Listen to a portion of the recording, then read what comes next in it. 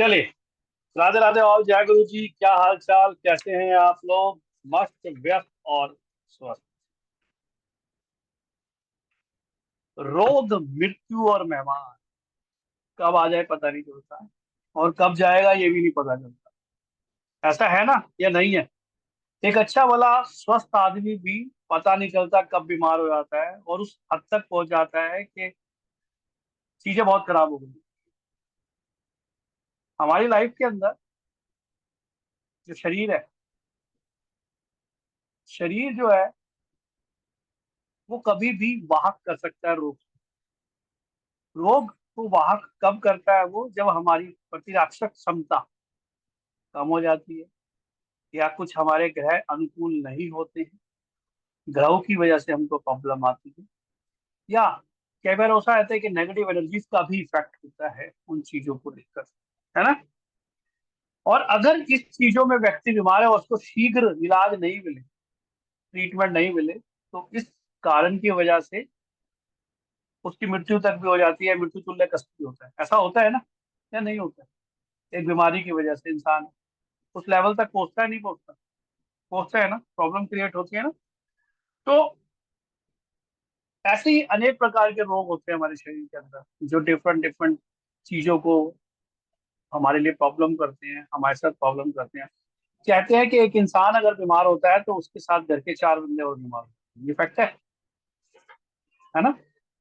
Frustrate हो जाते हैं, मेंटली दिक्कतें होती हैं उस चीजों के साथ। तो चलिए आज कुछ हम इसी पे, आज जो हमारी रेमेडीज की क्लास है, हेल्थ रेमेडीज, जो आज हमारी पहले दिन की क्लास है, उस पर चर्चा करेंगे। आज कुछ ऐसी चीजों पर, कुछ ऐसी बीमारियों पर, छोटी या बड़ी, चर्चा करते हैं, बात करते हैं। तो इस चीज का ध्यान रखिएगा। आप नहीं लिख रहे हो मत लिखो, रिकॉर्डिंग मिल जाएगी तो रिकॉर्डिंग में से देख के लिख लेना, पर मेरे को बोलने देना। ठीक है, समझना, बड़ा धीरे धीरे बात करो। लिखना चाहो तो लिखो, कोई इशू वाली बात। ठीक है, चलो। एक बहुत जनरल बीमारी है, पहली रेमेडीज की बात करते हैं पहली बीमारी पर। एक बहुत ही जनरल बीमारी है जिसको कहते हैं एंटी एसिडिटी। है ना विनोद, आपके पास भी क्लाइंट आते होंगे, यार एसिडिटी बहुत रहती बिल्कुल सर जी। जी। है ना। हाँ, और जी। एसिडिटी बहुत रहती है तो प्रॉब्लम रहती है। तो क्या करें? ठीक है, तो उसके लिए क्या करना है? एसिडिटी और इंडिकेशन से निजात पाने के लिए, बेटर होने के लिए क्या करना है? आप, गुड़ होता है, गुड़, जैगरी जिसको कहते हैं रिस्पाल जी। ठीक है, 43 डेज तक, जितनी आपसे ली जाए, थोड़ी ज्यादा, 43 डेज रनिंग वाटर में इसको ऑफर करना, बहाना चालू कर, देखो आपको आराम मिलना चालू है। एसिडिटी की बात है, पहली रेमेडी इसी के अंदर। हाँ, पानी में बहानी है, रनिंग वाटर में, 43 डेज तक, थोड़ा ज्यादा जो आपकी इच्छा, रेगुलर। आपकी तबीयत ठीक है या खराब है, कोई दिक्कत नहीं है। ठीक है, तो ये मंथ में जो प्रॉब्लम होती है उससे कोई मतलब नहीं है, जब बहाना है। ठीक है जी, डन। चलो, माइग्रेन, है ना, आधा सीसी या चक्कर आता है, कई लोग बोलते हैं ना आधा सीसी रहता है, चक्कर आता है, बहुत लोगों को मैंने देखा है ना, डिजीनेस रहता है माइग्रेन की वजह से, है ना। तो आपको चक्कर से या आधी शीशी माइग्रेन से रिलीफ आने के लिए क्या करना है? पहला उपाय लिख लो। आपने एक बुद्ध यंत्र लेना है, एनर्जाइज करवा लेना है बुद्ध यंत्र को किसी भी पंडित जी से,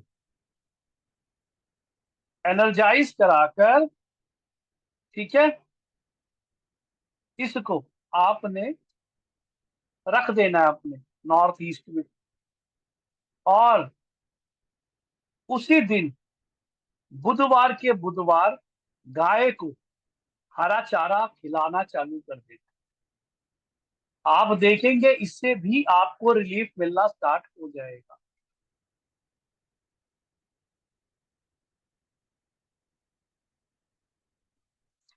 एक बहुत कॉमन बीमारी है, मैं ये तो नहीं कहता कि चीजें, हार्ट, हार्ट डिजीजेस, हृदय रोग, है ना, तो खान पान की वजह से भी आता है, हमारा डेली लाइफ स्टाइल जो होता है उसकी वजह से प्रॉब्लम करता है।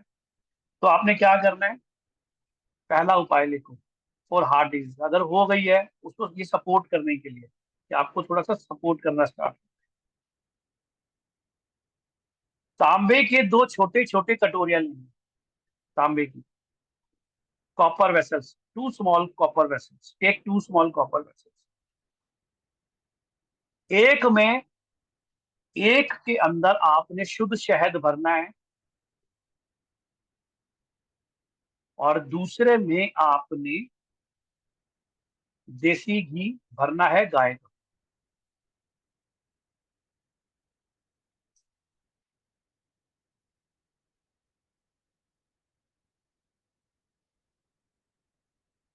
अब दोनों के अंदर एक एक कॉपर रिंग डाल देंगे, कॉपर की रिंग, तांबे की।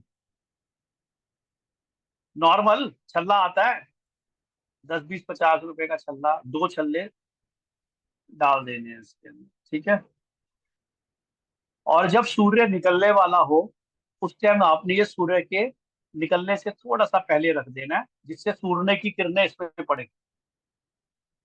दोनों, दोनों कटोरियां ली थी ना, उस कटोरी को 3 घंटे बाद,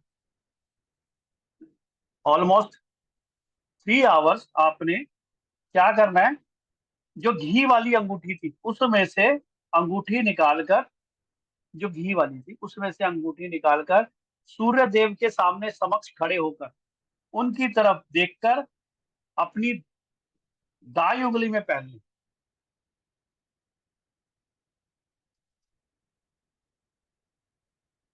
ठीक है। दाई उंगली में आपने इसको दाई लेना है, और जो शहद में पड़ी हुई अंगूठी थी उसको उसी में रहन देना है, वहीं के वहीं, ठीक है, उसी में पड़ी रहने दो।